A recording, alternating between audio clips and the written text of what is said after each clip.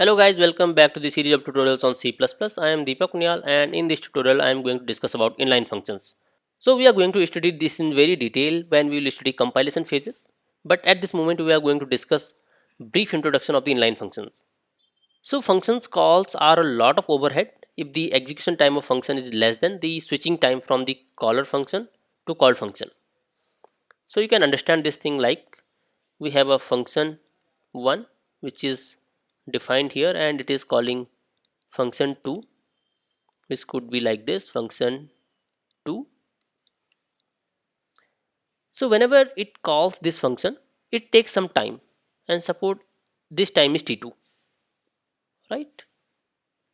And then we have some time here in execution of this function 2, which is t1.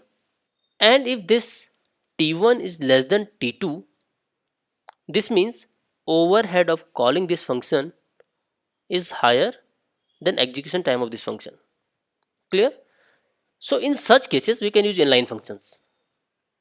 Clear?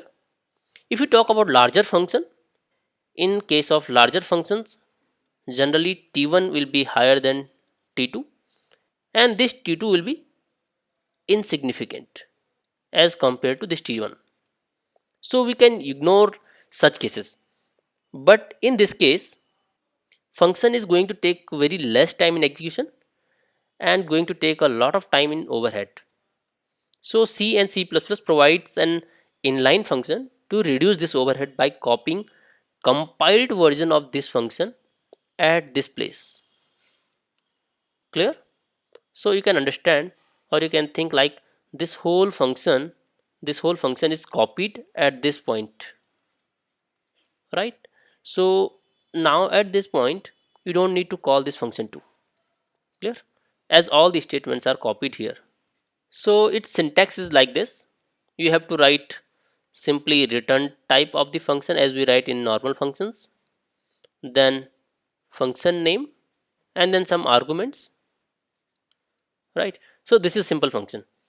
Only thing that you need to change for inline function is you have to write inline in front of this. That's it. Okay. So when we write inline in front of a function, this is just a request to compiler and this is not a command. Compiler can ignore this thing and may not perform inlining.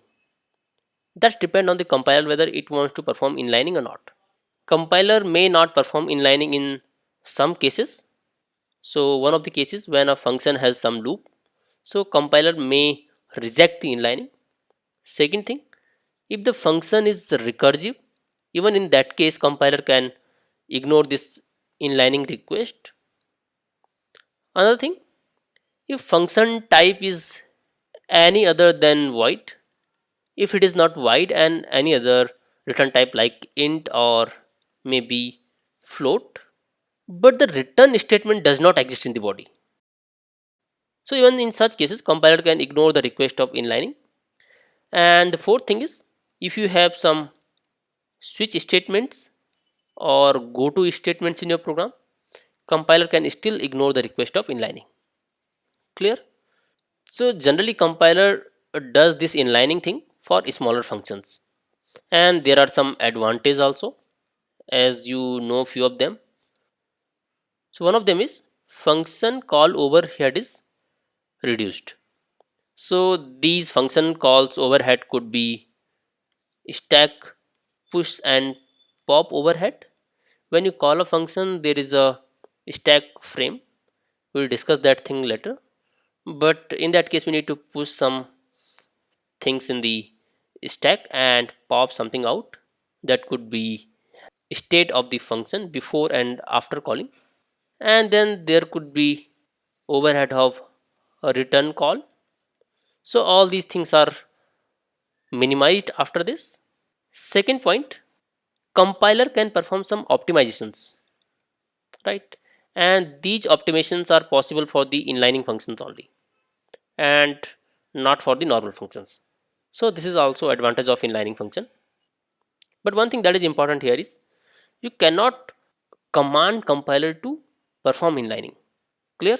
So final thing that I want to discuss with you is that we generally use inlining for the replacement or an alternative of the macro, right? Because these macros has some side effects. So just try to tell me in the comment that what are the side effects of the macros, and also provide some examples where these macros can provide some unexpected results.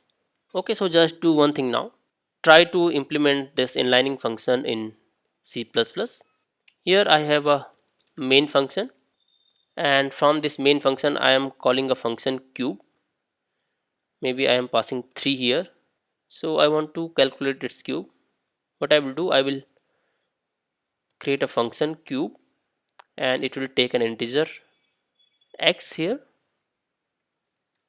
and after that I am returning x cross x cross x. Okay, and then you can see out this whole thing and put endl at the end.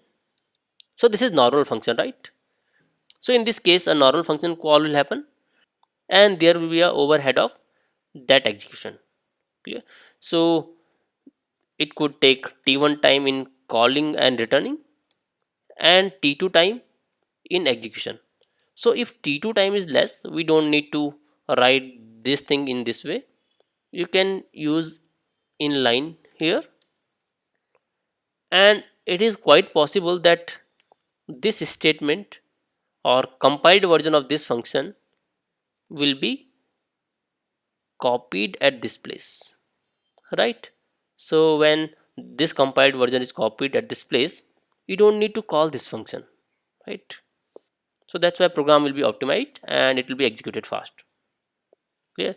So you can run this example. It's very simple, so we don't need to do anything here. So just compile this inline function and see the output. So it's 27, which is expected. Clear? So I hope you have an idea of inline function now. You can write the side effects of macro in the comments and tell me if you have any problem in the inline functions.